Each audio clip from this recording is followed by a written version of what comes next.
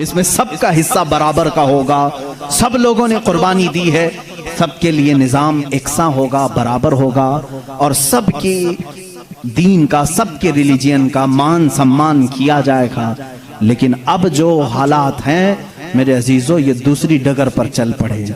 अब यहाँ पर उस संविधान को ये खत्म करने की बात कर रहे हैं जो अंबेडकर की सरपरस्ती में बनाए गए थे, उसको खत्म करके ये नए संविधान की बात करने जा रहे हैं। चंद दिनों के बाद ये वोटिंग पावर भी खत्म करने की बात करेंगे। तुम सबको अस्सलाम वालेकुम वरहमतुल्लाहि वबरकातुहू। प्यारे नाजरीन, आज का जो माहौल चल रहा है, हम और आप देखते हैं कि जगह जगह मस्जिदों को निशाना बनाया जाता है, जगह जगह दरगाहों के नीचे मंदिर तलाशे जाते हैं और कभी ट्रेन के अंदर किसी दाढ़ी वाले को पकड़ के निशाना बनाकर उसको गोली मार दी जाती है। बहुत अफसोस होता है जब हम सोशल मीडिया पे ऐसी वीडियो से ऐसी खबरें सुनते हैं। ऐसा क्यों होता है और ऐसे हालात में मुसलमान को क्या करना चाहिए?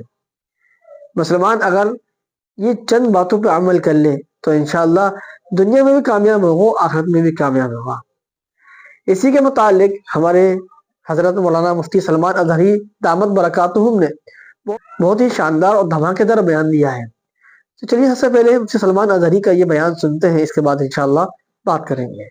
तूफान मेरे अज़्म का कर रहा है तवाफ और लोग ये समझते हैं कश्ती भंवर में है। हमारी कश्ती भंवर में नहीं, ये तूफान हमारे अज़्म का तवाफ कर रहे हैं। अगर हम जेल में जाते हैं तो पुकार करके कहते हैं मुज़फ्फर को मुक़य्यद न समझना ए सय्यद। हमारे बड़े बुजुर्ग हैं कचोचा मुकद्दसा के सैयद मुज़फ्फर हुसैन साहब, उनको जब जेल में कैद किया गया था तो उन्होंने जेल के अंदर से आवाज दी थी मुज़फ्फर को मुक़य्यद ना समझना है सय्यद। ये मेरी असीरी भी सुन्नत आबाई है, ये मेरे आबा व अजदाद की सुन्नत है, मैं अदा करने आया हूँ। किताबों में लिखा है मिस्र के गवर्नर, उन्होंने एक बुरी रस्म के मुतालिक खत लिख करके भेजा। दरियाए नील सूख जाता था हर साल, वहाँ के लोग अपनी 16 साल की एक नौजवान लड़की को ज़बह करते, उसकी बलि चढ़ाते थे और खून जो है दरियाए नील में बहाते। उनका अकीदा था बलि देने के बाद फिर दरिया जोश मारकर ऊपर आ जाता था। हर साल ऐसा होता था। उन्होंने जब इस्लामी हुकूमत वहाँ आ गई तो लोगों ने वहाँ के गवर्नर से, जो मुसलमान थे, सहाबी थे, उनसे पूछा हर साल हमारा मामूल है, इस साल भी आप इजाज़त दें, जुलूस निकालेंगे, एक लड़की को ज़बह करेंगे, उसका खून डालेंगे। उन्होंने कहा मैं तो ये काम नहीं करूँगा और अगर ऐसा है तो देखा जाएगा। वो खामोश रहे। दरियाए नील हकीकत में सूख गया, पानी नीचे चला गया, लड़की की बलि नहीं दी। तो याद रखना शैतान इस तरह की हरकतें तुम्हें करके दिखाया ताकि तुम्हारा अकीदा खराब हो जाए। उस गवर्नर ने हजरत उमर के पास खत लिखा कि इसका क्या करूं, ये कैसे हल निकालूं। हजरत उमर फारूक रज़ियल्लाहु ताला अन्हु ने जवाब में 2 खत भेजे, एक गवर्नर के नाम और एक दरियाए नील के नाम। दरियाए नील दरिया है, क्या दरिया भी खत पढ़ता है? दरिया भी बातचीत करता है? हाँ, रसूल के गुलामों के साथ हर चीज बातचीत करती है, हर चीज बातचीत करती है। हजरत उमर ने एक खत गवर्नर के नाम पर लिखा, तुम फिक्र मत करो, तुम अपने काम पर बाकी रहो, रसूलुल्लाह की शरीयत का निफाज कायम रहे। और रही बात दरिया जो सूखता है, मैं इसको लेटर लिख रहा हूँ। इसको खत लिखा क्या, बिस्मिल्लाहिर्रहमानिर्रहीम, ऐ नील, यह खत उमर इब्ने खत्ताब रसूलुल्लाह के खलीफा की तरफ से दरियाए नील के लिए। मैं कहता हूँ ऐ नील, अगर तू अपनी मर्जी से बहता है तो हमें तेरे पानी की जरूरत नहीं, और अगर तू अल्लाह के हुक्म से बहता है तो उमर इब्ने खत्ताब रसूल की खिलाफत को जो कायम किया है, हुक्म देता है कि अल्लाह के हुक्म से जारी हो जा। इतना लिखा और कहा ये दरियाए नील को देना और ये मिस्र के गवर्नर को देना। खत लेकर के कासिद आया, कासिद ने गवर्नर को खत पकड़ा है, गवर्नर के नाम पर था, वो पहुंचा, दरियाए नील के नाम पर था जो दरियाए नील को दिया गया। उस वक्त मौजूद मिस्र के सारे लोग शाहिद हैं, उसी वक्त दरियाए नील का पानी जोश मारकर 16 गज ऊपर आ चुका था। आज तक दरियाए नील दोबारा कभी नहीं सूखा। 14 सदियां गुजर गई। मैं खुद दरियाए नील की कश्ती की सवारी कर चुका हूँ। मिस्र में 5-5 साल तक काहिरा में पानी बरसता नहीं, बारिश नहीं आती। 5 साल, तकरीबन 4 साल तक रहे, एक दिन भी बारिश नहीं देखी। 5-5 साल तक बारिश नहीं आती, लेकिन दरियाए नील में जाओ तो लबालब भरा रहता है। ऐसा लगता है कि खत का असर आज भी बाकी है। रसूलुल्लाह के गुलामों की हुकूमत हर शय पर कायम है, हर शय पर कायम है। अल्लाह के नबी सल्लल्लाहु अलैहि वसल्लम के इन खुलफा ने पूरी दुनिया पर हुकूमत की। क्यों ना हुकूमत करें? इसलिए कि ये ताबे थे अल्लाह उसके रसूल के। तो अल्लाह ने ये वादा किया है, इन तंसुरुल्लाह यंसुरकुम, अगर तुम अल्लाह के दीन की मदद में लगे रहो, अल्लाह पूरी कायनात को तुम्हारी मदद में लगा देगा, तुम्हारी मदद में लगा देगा। वो सहाबा कैसे थे जो मेडिटेरियन सी आज भी मौजूद है, बहरे मुतवस्सित, अरब से यूरोप में जाना था। कुछ सहाबा इकराम वो भी हैं जिन्होंने एक दरिया के पास आकर घोड़े रोक लिए। दरिया सामने, समंदर है, उधर के कंट्री में जाना है, कश्तियां किसी के पास नहीं। जो जर्नेल साहबी थे, सिपह सालार, सबों ने कहा क्या करें, यहाँ दरिया है, कश्ती कोई नहीं लाया, हम वापस चलें, दूसरा कोई रास्ता देखें। उस साहबी ने कहा बहुत लंबा सफर करके आए, वापसी का कोई रास्ता नहीं हो सकता। कहा सामने समंदर है, कहा हम रसूल के गुलाम हैं, रसूल करीम सल्लल्लाहु अलैहि वसल्लम के गुलाम हैं। भला आज तक कोई आंधी हमारा रास्ता रोक सकी है? कोई तूफान हमारा मुंह मोड़ सका है? उस साहबी ने ऐसी तकरीर की और साहबा ने पूछा करना क्या है ये तो बताएं। सिपह सालार साहबी ने कहा अल्लाह का नाम लो, घोड़े दौड़ाओ, समंदर में चलते चलो। वो साहबा कहते हैं सिपह सालार साहबी आगे बढ़ते रहे, समंदर में घोड़े दौड़ते रहे, यहाँ तक के पूरे समंदर का सफर तय हो गया, किसी घोड़े की टाप पर एक बूंद पानी तक ना लगा। दश्त तो दश्त है, इकबाल ने इसी के लिए कहा दश्त तो दश्त है, दरिया भी ना छोड़े हमने, बहरे जुल्मात में दौड़ा दिए घोड़े हमने। दी अजाने कभी यूरोप की कलीसाओं में तो कभी अफ्रीका के तपते हुए सहराओं में। आ गया ऐन लड़ाई में गर वक्ते नमाज, किबला रूहों के जमीन बोस हुई कौमे हिजाज। एक ही सब में खड़े हो गए महमूद अयाज, न कोई बंदा रहा न कोई बंदा नवाज। ये हमारी तारीख है, ये हमारी शान है। सैयदना उमर इब्न खत्ताब रज़ियल्लाहु तआला अन्हु के दौरे खिलाफत के सुनहरे काम बहुत तवील है मेरे अजीजों। उस निज़ाम अदल को मैं आज भी चैलेंज करता हूँ। गस्सान का एक बादशाह इस्लाम में आया है, इस्लाम कबूल करके आया है, हज के लिए निकले खुशी में सारे मुसलमान, हजरत उमर भी उसमें साथ में थे, खलीफा थे। तवाफ के दौरान उस बादशाह की लुंगी पर एक मुसलमान का पैर पड़ गया, लुंगी सरक गई। उसने अपनी बेइज्जती महसूस की, थप्पड़ मारा काबे के सामने। उस मुसलमान को बहुत उसने मारा, वो जख्मी हो गए। उन्होंने शिकायत की हजरत उमर फारूक के पास। आदिल, वो अदल की पैकर जो निज़ामे रसूल से जरा बराबर हट कर कभी फैसला नहीं करते।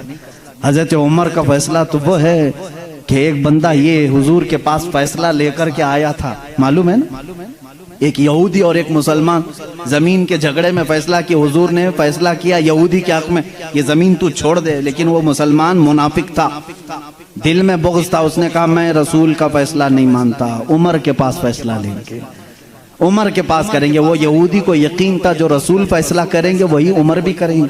लेकिन यहाँ मामला बदल गया, यहाँ मामला बदल गया। वो मुनाफिक ये सोचता था कि उमर को मैं अपनी बातों में ले लूंगा, ये यहूदी है हमारे दुश्मन, जमीन मेरे हवाले कर दी जाए। हजरत उमर के पास दोनों गए और कहा हमारा मामला ऐसा ऐसा है। उस यहूदी ने कहा ए उमर एक बात सुन लो, ये फैसला तुम्हारे नबी के पास हुआ था। कहा उन्होंने क्या कहा? कहा मेरे हक में उन्होंने जमीन का फैसला किया। फिर इसने क्या किया?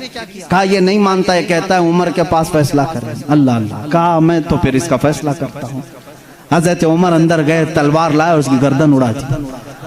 कहा जो रसूल का फैसला ना माने उमर उसका फैसला ऐसी करता है। ये बात मदीने में मशहूर भी हो गई, मुसलमान का कत्ल कर दिया उमर ने। हुजूर ने उनको बुलाया और कहा कि तुमने एक मुसलमान का कत्ल किया। कहा मैं उसको मुसलमान मानता ही नहीं जो आपको हकम नहीं मानता, लेकिन अगर मैं गलती पर हूं तो या रसूल अल्लाह मुझे सजा दे दें। उस वक्त तक आयत नहीं आई थी, आयत नाजिल हुई, फला वरब्बिका ला युमिनून हत्ता युहक्किमूका फीमा शजर बैनहुम। ऐ रसूल कसम है तुम्हारे रब की, अल्लाह फरमा रहा है, अल्लाह फरमा रहा है, ऐ रसूल तुम्हारे रब की कसम, वो ईमान वाला हो ही नहीं सकता जो अपने आपसी मामलात में आपको हकम नहीं मानते। हुजूर ने फरमाया तब तो उमर ने सही फैसला किया। उस फैसले के हामिल अलंबरदार उमर के पास रज़ियल्लाहु तआला फैसला लेकर के आए गस्सान के बादशाह और एक आम मुसलमान का। वो बादशाह है पहले ईसाई था, मुसलमान हुआ चंद दिन पहले मुसलमान हुआ है। दोनों का फैसला आया। हजरत उमर ने पूछा क्या मामला है? वो गस्सान के बादशाह ने कहा, ए उमर अमीरुल मोमिनीन, क्या मुझे भी कटहरे में खड़ा करेंगे? मैं बादशाह हूँ गस्सान का, आप मुझे अपने बाजू में बिठाए। हजरत उमर ने कहा, आज मुकद्दमा है, बादशाह नहीं, तुम भी वहीं खड़े रहोगे जहां मुकद्दमा करने वाला खड़ा है। दोनों को खड़ा किया, मामला पूछा। तो उसके बाद हजरत उमर ने कहा, तुमने ज्यादती की, उसका गलती से पैर पड़ा है। हाँ, अगर तुम्हें लगता है कि उसने तुम्हारी बेइज्जती की तो सजा भी थोड़ी होनी चाहिए थी, लेकिन जितना तुमने उसको मारा है ये उसका हक है। कहा क्या फैसला होगा? हजरत उमर ने कहा, उस आम मुसलमान से जितने थप्पड़ ज्यादा उसने लगाए तू भी लगा दे, यही फैसला है। जितना उसने ज्यादा मारा है तू मार। वो गस्सान का बादशाह कहता है, बादशाह को आम आदमी मारेगा? हजरत उमर ने कहा, हाँ मारेगा, ये निजाम रसूल है, ये निजाम रसूल है, ये कैसर और किसरा की हुकूमतें नहीं है, ये अल्लाह के नबी की कायम की हुई अदालत है। उसने कहा एक दिन की मुझे मोहलत दें, कल आकर के इस फैसले पर अमल किया जाए। आपने कहा मोहलत तो दी जा सकती है, जैसे रिमांड में लेते हैं। उसको छोड़ा गया, लेकिन वो बादशाह फरार होकर के भाग गया और इस्लाम भी छोड़ दिया, मुर्तद होके चला गया। हजरत उमर ने उस दिन कहा, कुछ लोग कहने लगे हजरत उमर उसके हक में बात करते तो बादशाह आज मुसलमान रहता। ऐसी कुछ बातें भोली भाली लोग करते हैं, ऐसा करते तो अच्छा होता, ऐसा नहीं करना चाहिए था। हजरत उमर ने जलाल में कहा, इस तरह के 1000 छोड़कर जाएं तो जाएं, लेकिन निजाम रसूल का एक हर्फ भी मैं अपने हाथ सामने से जाने नहीं दूंगा। अदल के तकाजों को पूरा मैं हमेशा होता रहने दूंगा। ये सैयदना उमर फारूक की अदालत थी। ये आज पीस एंड जस्टिस की बात करते हैं, उन लोगों से बात करते हैं जिनके पास उमर जैसी अदालत है। ऐ मेरे अजीजों, अदालत के नाम पर आज बड़ा धब्बा है। यहाँ पर बहुत सारे मामला हो सकता है, बहुत सारे लोग मेरे ऊपर इस बात का भी केस कर दें कि ये हद की अदालत है, अदालत की बेइज्जती करता है। हो सकता है। मेरे अजीजों, मैं उस अदालत की इज्जत करता हूं जहां अदालत होती है। मैं उसको जज और आदिल नहीं मानता जो पार्लियामेंट की सीट की भूख में मस्जिदें बेच देता हो। मैं उसकी अदालत को नहीं तस्लीम करता जो एक कलील जमात को नजरअंदाज करके हाकिम पार्टी की तरफ बोलता है। मेरे अजीजों, ऐसे लोग दुनिया में बहुत सारे आए जो जमीर फरोश होते हैं, जमीर फरोश होते हैं। हिंदुस्तान भी उसी डगर पर चलने लग गया। अब तक दुनिया की सबसे बड़ी डेमोक्रेसी, सबसे बड़ी जमहूरियत हिंदुस्तान में थी, जहां पर निजाम ऐसा था। हमारा अदलिया का निजाम बहुत अच्छा था, हमारी कोर्ट जितनी थी, यहाँ पर सबके साथ बराबर का सलूक किया जाता था, हिंदू हो मुस्लिम हो। आज भी बहुत सारे जज हैं जो ओथ लेते हैं कि मेरा दीन, मेरा मजहब, मेरा सब कुछ इंसाफ होगा, संविधान होगा, मैं सामने किसी को नहीं देखूंगा। देखते नहीं आप, जज के सामने पट्टी बांधे हुए एक मूर्ति को रखा जाता है। क्यों? कानून जब भी होता है वो सामने वाले को देख करके नहीं, उसके प्रूफ सबूत देख करके। लेकिन यहाँ पर अब आम बच्चे को भी बेवकूफ बनाया जा रहा है। मैं इस बात की आवाज उठाना चाहूंगा, इस जुल्म को बंद करो, इस जुल्म को बंद करो। और ये डिक्टेटरशिप जो लाई जा रही है, इस जमहूरियत को खत्म करके, कत्ल करके, देखना चंद दिनों के बाद ये सारे निजाम खत्म करने की बात करेंगे। आज मुसलमानों के खिलाफ एक जहर फैलाया जा रहा है, इसी तरह चंद दिनों के बाद अब दलितों की बारी आएगी। इसलिए कि ये दलितों को भी एक आंख नहीं भाते, ये कभी पसंद नहीं करते। ये 2000 साल पुराना निजाम मनुस्मृति का लाना चाहते हैं, जहां सिर्फ चंद लोगों की हुकूमत होगी। जानते हैं, तारीख उठा करके पढ़ो, इसी सरजमीन पर ऐसे जुल्म किए गए हैं जहां चंद ब्राह्मणों ने कम जात के लोगों के कान काटे हैं, जहां लोगों के कानों में गरम तेल डाले हैं। इसी सरजमीन पर कम जात के लोगों को कूड़ा करकट में घर बनाने पर मजबूर करते थे। जहां आला जात के लोगों के पेशाब पाखाने होते थे, वहां दलित बिरादरी को रखने पर ही मजबूर करते थे। हर एक के गले में रस्सी बांधकर एक मटका लटकाते थे कि थूकना है तो दलित जमीन पर थूक नहीं सकता, उस मटके में थूकेगा। इसलिए कि उसका थूक जमीन पर पड़े तो ये अपशगुन समझते थे। उस पूरे निजाम को, यहाँ पहले हिंदुस्तान में ये सारी चीजें चली हैं, कास्टिज्म, जात बिरादरी, ऊंच नीच के मामला चलते रहे, लेकिन मैं समझता हूं कि हिंदुस्तान को जब आजादी मिली, भारत को जो आजादी मिली 1947 के बाद, सबों ने मिलकर के एक संविधान बनाया था, अदल इंसाफ का सब लोगों ने हलफ उठाया था, इसमें सबका हिस्सा बराबर का होगा, सब लोगों ने कुर्बानी दी है, सबके लिए निजाम एकसा होगा, बराबर होगा, और सबकी दीन का, सबके रिलीजियन का मान सम्मान किया जाएगा। लेकिन अब जो हालात हैं मेरे अजीजों, ये दूसरी डगर पर चल पड़े। अब यहाँ पर उस संविधान को ये खत्म करने की बात कर रहे हैं जो अंबेडकर की सरपरस्ती में बनाए गए थे, उसको खत्म करके ये नए संविधान की बात करने जा रहे हैं। चंद दिनों के बाद ये वोटिंग पावर भी खत्म करने की बात करेंगे। तुम सबको वोट देने का भी हक नहीं होगा, ठहरने की, उम्मीदवार होने की बात तो दूर है। मैं इस निजाम की खुल्लम खुल्ला मुखालिफत करता हूं और मजम्मत करता हूं, मैं मजम्मत करता हूं। हमारे लिए वही भारत और वही हिंदुस्तान अच्छा है जो हमारे बड़ों ने अपने खून की कुर्बानी से आजाद किया है। आप सब उसी भारत को तस्लीम करेंगे या नए नवेले भारत को? हम इस नवे नवेले भारत को जिस डगर पर ये ले जा रहे हैं कास्टिज्म के पर, हम उसको नहीं तस्लीम करते। हम उस भारत को, उस संविधान को मानते हैं जहां अदल सबके लिए बराबर हो, सबके लिए बराबर हो।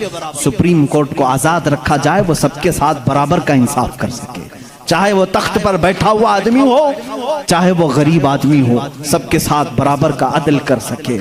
हिंदुस्तान ही की बात मैं अगर बताऊं, यहां पर एक बादशाह ऐसा भी गुजरा जिसके एक तीर से एक बच्चे की मौत हो गई थी, एक बच्चे की मौत हो गई। औरत जो बच्चे की मां थी वो मुकदमा कर दी चीफ जस्टिस के पास। उस वक्त के जो चीफ जस्टिस थे काजी सिराजुद्दौला, उन्होंने तलब किया बादशाह को तलब किया। इसी हिंदुस्तान की बात कर रहा हूं। औरत एक जगह खड़ी है, वक्त का बादशाह एक जगह खड़ा है। औरत ने कहा मेरे बच्चे को इनके तीर से मौत हो गई। बादशाह शिकार खेल रहा था, चूक के तीर लग गया। बादशाह ने कहा हाँ मेरा तीर लगा तो है, गवाह भी हैं, सिपाही भी गवाह हैं, औरत भी गवाह है। दो ऑप्शन होते हैं मौत के बाद, किसी का कुछ कत्ल हो गया अनजाने में, चूक कर अगर कत्ल हो गया, दो ऑप्शन इस्लाम देता है। उस औरत को काजी ने कहा तेरे पास दो ऑप्शन है, चाहे तो अपने बच्चे की मौत पर दियत ले ले, कुछ पैसे ले ले बादशाह से और उसे माफ कर दे, या चाहे तो जान के बदले जान ले ले। बादशाह की जान भी ले सकती है। काजी ने फैसला सुना दिया, ये नहीं कि बादशाह को छोड़ देना है, दोनों ऑप्शन औरत के ऊपर।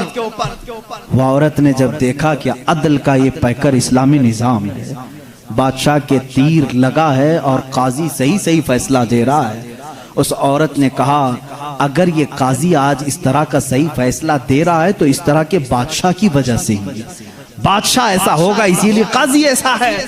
उस औरत ने कहा मैं इस बादशाह की जान बख्शती हूँ, मेरे बच्चे के लिए जो दियत बनती है वो बादशाह मुझे दे दे। बादशाह ने जितनी दियत बनती थी उससे ज्यादा उसे दिया। और जब ये मामला खत्म हुआ तो बादशाह काजी के पास आया, काजी के पास आया और अपना जुब्बा खोला, उसमें खंजर था, खंजर निकाला, कहा काजी, वो उस वक्त के सुप्रीम कोर्ट का चीफ जस्टिस था काजी। बादशाह क्या कहता जानते हो, मुझे जब पता चला मेरे ऊपर मुकदमा है और मुझे मालूम था मेरे तीर से एक बच्चा फौत हुआ है, मैं आज कोर्ट में आ रहा था, मैं साथ ही खंजर लेके चला। काजी ने पूछा क्यों लेके चले? कहा मैं ये देखना चाहता था कि अगर फैसला कुरान और हदीस के मुताबिक हो तो ठीक है मैं मान लूं, और जरा बराबर अगर बादशाह का ख्याल करके काजी ने किया तो इसी खंजर से काजी को कत्ल कर दो। बादशाह ने यह कहा, काजी मुस्कुराया और अपने गद्दे से उठ गया और चादर हटाई, नीचे बहुत बड़ा कोड़ा था। कहा बादशाह तुम्हें मालूम है मैं आज पहली मर्तबा इस कुर्सी पर आने के बाद, इस गद्दे पे आने के वक्त कोड़ा नीचे लेकर बैठा हूं। कहा क्यों?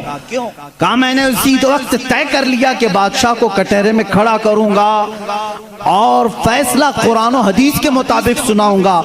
अगर बादशाह मान लिया तो ठीक, वरना मैं इस कोड़े से उसे मनवाऊंगा। ये निजाम इस्लाम था, ये अदल के तकाजे थे। वो उमर इब्ने खत्ताब के दौर के भी सुनहरे वाक़यात इस्लाम ने हमें हर जगह सिखाए हैं। ए मेरे अजीज भाइयों, अपने घर में भी अदल करना सीखो। जहां तुम्हें अल्लाह ने जितना इख्तियार दिया अदल के साथ पेश आओ। अपने मजदूरों के साथ अदल करो, अपनी बीवियों के साथ अदल करो, अपने बच्चों के साथ अदल करो। याद रखो क़यामत के दिन तुमसे सब चीज़ों का सवाल होगा। अगर तुम्हारे 4 बच्चे हैं, चारों में से अगर किसी के साथ ऊंच नीच किया तो सारे तुम्हारे आमाल इकारत हो जाएंगे, गैरत हो जाएंगे। एक बच्चे के साथ भी तुम नाइंसाफी नहीं कर सकते, सारे के साथ बराबर का सलूक करो। अगर किसी की 2 बीवियां हैं तो फरमाया गया अदल का तकाजा पूरा करो। माँ बाप अगर दोनों हैं तो दोनों के साथ अदल का तकाजा पूरा करो। ये नहीं कि माँ की तरफ झुकाव हो गया, बाप को गालियां देता है, या बाप की तरफ हो गया, माँ को कोसता है। ना, सबके साथ अदल इस्लाम सिखाता है। तुम अगर किसी कंपनी के मालिक हो, फैक्ट्री के मालिक हो, मजदूरों के साथ अदल करो, इसलिए कि क़यामत के दिन इससे भी तुम्हारा सवाल होगा। अदल इस्लाम सिखाता है। वो उमर इब्ने खत्ताब रज़ियल्लाहु तआला अन्हु की ज़िंदगी पाक से हमें मिले हैं। मेरे अजीज़ों, खुलासा कलाम ज़िंदगी में 2 बातें आज लेकर के जाओ। एक सिद्दीक की सदाकत, दूसरे उमर की अदालत। अगर ये ज़िंदगी में आ गई तो समझ लो, इकबाल ने क्या कहा है जानते हैं? शायर मशरिक कहते हैं, सबक पढ़ फिर सदाकत का, अदालत का, सखावत का। सबक पढ़ फिर सदाकत का, अदालत का, सखावत का। लिया जाएगा काम तुझसे दुनिया की इमामत का। लिया जाएगा काम तुझसे दुनिया की इमामत का। मतलब ये है जिसके अंदर 3 चीजें आ गई, सिद्दीक की सदाकत आ गई, उमर की अदालत आ गई, उस्मान की सखावत आ गई, तो फिर कोई उसे फिक्र की जरूरत नहीं। अब कौम उससे इमामत का ही काम लिया करेगी, इसलिए कि वो हर एक का इमाम बनने के काबिल होगा जिसके अंदर ये 3 चीजें आ गई, सदाकत, अदालत और सखावत। आज इन 3 चीजों के ऊपर मेहनत करो मेरे अजीजों। सदाकत का तकाजा ये है, हक बोलो, हक पर कायम रहो। हक बोलने के लिए किसी से खौफ ना खाओ। जब तक जुबान चल रही है बोलो। मैं तो यही समझता हूँ, मेरा मजहब, मेरा मसलक यही है। मैं हुसैनी हूँ, हक गो हूँ। मैं हुसैनी हूँ, वफादार हूँ। मैं हुसैनी हूँ, शुजाअत का अलंबरदार हूँ। ये हमारे नारे होने चाहिए। मैं हुसैनी हूँ, यजीद के हाथ में हाथ देने वाला नहीं। मैं हुसैनी हूँ, हुकूमत के दबाव में आने वाला नहीं। मैं हुसैनी हूँ, जुल्म का साथ देने वाला नहीं। मैं हुसैनी हूँ, मजलूमों के साथ रहने वाला हूँ। इसी तरह आप सब ये भी नारा लगाएंगे, मैं सिद्दीक की सदाकत का अलंबरदार हूँ। बात 50,000 के मजमे में भी वही करूंगा और 5 लोगों के मजमे में भी वही करूंगा। अगर 5 मुसलमान हैं तब भी मैं कहूंगा अल्लाह सबसे बड़ा है। तख्त पर मुझे बिठाया जाए तब भी कहूंगा अल्लाह सबसे बड़ा है। ये सिद्दीक का मिजाज हमें देता है। सिद्दीक की जात से जो मिजाज हमें मिलता है वो ये है, अगर तुम तख्त पर बैठो तब भी ये कहो अल्लाह सबसे बड़ा है, और अगर तुम अपने घर में हो तब भी कहो अल्लाह सबसे बड़ा है। और उमर का मिजाज क्या कहता है जानते हो? एक बार आपको लोगों ने अमीरुल मोमिनीन का नारा लगाया जब बैतुल मुकद्दस फतह हुआ था। अल्लाह अल्लाह, आप रो पड़े। सारे लोगों को जमा किया, एक ऊंचे टीले पर खड़े हो गए, खुतबा दिया, रोने लगे। ऐ मुसलमानों, आज तुमने मुझे अमीरुल मोमिनीन कह के पुकारा है, अमीरुल मोमिनीन कह रहे हो। सुनो, मैं अपनी हैसियत बताता हूँ, मेरी जात क्या है। मैं खत्ताब का वही बेटा उमर हूँ। आपके बाप का नाम क्या था? खत्ताब। हज़रत उमर कहते हैं मैं खत्ताब का वही बेटा उमर हूँ जिससे बचपन में 2 बकरियां भी नहीं संभाली जाती थी। मेरे बाप मुझको 2 बकरियां देकर भेजते थे, मैं उन्हें संभालने के लिए जाता, कभी एक इधर भागती कभी वो उधर भागती। मेरे बाप बड़े सख्त थे, मुझे घूंसे मारते थे, मुझे थप्पड़ मारते थे। मैं बारहा मेरे बाप की मार खाया हूँ, मुझसे 2 बकरियां नहीं संभाली जाती थी। और आज हालत ये है, 25 लाख मुरब्बा मील पर तन्हा उमर फारूक की ज़मा में हुकूमत है। मजाल है मुल्क शाम में कोई आवाज उठा सके, मजाल है कोई यमन में आवाज उठा सके, मजाल है कोई मिस्र में आवाज उठा सके, मजाल है कोई इराक में आवाज उठा सके। किसी की आवाज नहीं उठती। बैक वक्त इस जमाने की 7 कंट्रियों को तन्हा मदीने में बैठ करके वो देख रहे थे। निहावंद में जंग हो रही है, निहावंद में जंग हो रही है। एक साहबी है सारिया, उनको उमर फारूक मस्जिद नबवी में खिताबत के दरमियान पुकार कर कहते या सारिया इलल जबल, या सारिया इलल जबल, या सारिया इलल जबल, मदीने में हजरत उमर फारूक जुम्मा का खुतबा दे रहे हैं और पुकार रहे हैं, सारिया पहाड़ की तरफ जाओ, पहाड़ की तरफ जाओ, पहाड़ की तरफ जाओ। मस्जिद में बैठे हुए किसी को कुछ समझ में नहीं आया। 1 महीने के बाद वो लश्कर नेहावन से आया, पूछा गया क्या हुआ तुम्हारे साथ? हजरत सारिया उस जंग के सिपह सालार थे, कहते हैं करीब था कि हम शिकस्त खा जाते, हम लुट जाते। जुम्मा का वक्त था, ऐन दोपहर के वक्त पहाड़ों के ऊपर से हमें आवाज आने लगी, ऐ सारिया पहाड़ की तरफ आ जाओ, पहाड़ की तरफ आ जाओ, पहाड़ की तरफ आओ। हम उस आवाज को लब्बैक कहते हुए चढ़े, अल्लाह ने हमें फतह याबी अता फरमाई। ऐ मेरे अजीजों, मुसलमान कहते सारिया तुझे मालूम है ये आवाज किसी और की नहीं, वो मदीने से बैठकर उमर फारूक ने तुम्हें पुकारा था। जब रसूलुल्लाह का ये गुलाम, रसूलुल्लाह के ये गुलाम मस्जिद नबवी के मिंबर से आवाज दे करके मुल्क शाम के नेहावंद में मदद कर सकते हैं, तो फिर मैं ये क्यों ना कहूं, हम यहाँ से पुकारें वो वहां से सुने। मुस्तफा की समाअत पे लाखों सलाम, दूरों नजदीक के सुनने वाले वो कान, काने लाले करामत पे यह हमारा अकीदा है। बरेली के इमाम ने जो अकीदा दिया वो बरेली का नहीं, वो मदीने का अकीदा है, वो मदीने का अकीदा है, वो सहाबा का अकीदा है। बात मैं ये कह रहा था, हज़रत उमर ने क्या मिजाज दिया जब आपको अमीरुल मोमिनीन पुकारा गया। उन्होंने कहा मैं वही खत्ताब का बेटा हूँ जिससे 2 बकरियां नहीं संभाली जाती थी, आज 25 लाख किलोमीटर मुरब्बा स्क्वायर किलोमीटर में तन्हा संभालता हूँ। जानते हो ए सहाबा, ए ताबईन, ए मोमिनीन, किस वजह से? इसलिए कि पहले मैं खत्ताब का बेटा था, अब रसूल का गुलाम हूँ। जब से मेरी निस्बत रसूलुल्लाह से है, हर चीज अल्लाह ने मेरे ज़ेरे नगी की है। जब तक बिके न थे तो कोई पूछता न था, या रसूल अल्लाह तुमने खरीद कर हमें सहाबा का जो अकीदा था, है मुसलमानों तुम भी वही पुकारो। आज मैं भी बबंगे दुहल ये कहता हूँ, मेरा नाम क्या है, मेरी जात क्या है, मुझे कौन जानता है। आज अगर इतना सारा मजमा मुझे सुनता है तो सिर्फ इसलिए कि मेरी निस्बत हदीस रसूल से है, रसूल करीम सल्लल्लाहु अलैहि वसल्लम की शरीयत से है। मैं नबी की बात करता हूँ, मेरा मजमा सुनता है। हाँ, अगर नबी की जात को छोड़ो तो फिर कोई तुम्हारा नहीं, उनसे फिरे जहाँ फिरा फिराई कमी वकार में। इसीलिए मेरे मुर्शिद ने पुकार करके हमें जाते वक्त ये दर्स दिया, बरेली की सरजमीन से हुजूर ताजुश शरिया ने ये पुकारा था, नबी से जो हो बेगाना, नबी से हो जो बेगाना उसे दिल से जुदा कर दें, पितर मादर बिरादर जानो माल उन पर फिदा कर दें। जिंदगी ये नहीं किसी की किसी के लिए, जिंदगी है नबी की नबी के लिए। ना समझ मरते हैं जिंदगी के लिए, अरे जीना मरना है सब कुछ नबी के लिए, जीना मरना है सब कुछ नबी के लिए। इस जिंदगी पर चलोगे तुम्हारा बाल बेका भी नहीं होगा इंशाअल्लाह लजीज। अगर आफतें आती हैं तो आए, इसलिए कि मैं ये भी कहता हूँ तूफान मेरे अज़्म का कर रहा है तवाफ, और लोग ये समझते हैं कश्ती भंवर में है, हमारी कश्ती भंवर में नहीं, ये तूफान हमारे अज़्म का तवाफ कर रहे हैं। अगर हम जेल में जाते हैं तो पुकार करके कहते हैं ऐ मुज़फ़्फ़र, ऐ मुक़य्यद, मुज़फ़्फ़र को मुक़य्यद ना समझना ऐ सय्याद। हमारे एक बड़े बुजुर्ग हैं कचोचा मुकद्दसा के सैयद मुज़फ़्फ़र हुसैन साहब, उनको जब जेल में कैद किया गया था तो उन्होंने जेल के अंदर से आवाज़ दी थी, मुज़फ़्फ़र को मुक़य्यद ना समझना ऐ सय्याद, ये मेरी असीरी भी सुन्नत आबाई है, ये मेरे आबा व अजदाद की सुन्नत है, मैं अदा करने आया हूँ। अगर मेरा कत्ल होता है, मेरे टुकड़े होते हैं, तब भी मैं कहूँगा मैं तो खुबैब की सुन्नत पर दुनिया से जा रहा हूँ, मैं तो खब्बाब इब्न अल-अरत की सुन्नत पर जा रहा हूँ। आओ जालिमो, जलाना चाहते हो जलाओ, अंगारे दहकाओ, हम ये कहेंगे आज बिलाल की सुन्नत पर अमल हो गया। अगर तुम काटना चाहते हो काट लो, हम कहेंगे अब्दुल्ला बिन जहश की सुन्नत पे अमल हो गया।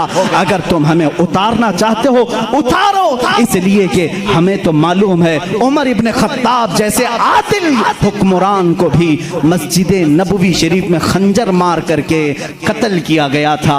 आप जब नमाज की हालत में थे, फजर में जालिम ने खंजर मारा और 1 रकात आप पढ़ा चुके थे, वो शहीद हुए। 26 जिलहिज्जा को आपको खंजर मारा गया था, 1 मुहर्रम को आपकी शहादत हुई। इसलिए मुसलमानों, हम मौत से डरते हैं मौत से नहीं डरते। मैं सिर्फ यही जज्बा बेदार करना चाहता हूँ, जिसके पास सिद्दीक की सीरत होगी, उमर की सीरत होगी, उस्मान व हैदर रज़वानुल्लाहि अलैहिम अजमईन की सीरत होगी, वो बेखतर कूद पड़ेगा आतिश नमरूद में। इश्क अक्ल भी महव तमाशाए लबे बाम है अभी। इसलिए हम कहते हैं आज भी जो हो इब्राहिम सा ईमान पैदा, आग कर सकती है अंदाजे गुलिस्तां पैदा। अब आखिरी ये मेरा मैसेज है, उठो कुव्वते इश्क से हर पस्त को बाला कर दो, कुव्वते इश्क से हर पस्त को बाला कर दो, दहर में नामे मोहम्मद से उजाला कर दो। कि मोहम्मद से वफा तूने तो हम तेरे हैं, ये जहां चीज है क्या लौह कलम तेरे हैं, नहीं तेरा नशीमन कसरे सुल्तानी के गुंबद पर है मुसलमान, तू शाहीन है बसेरा कर पहाड़ों की छत।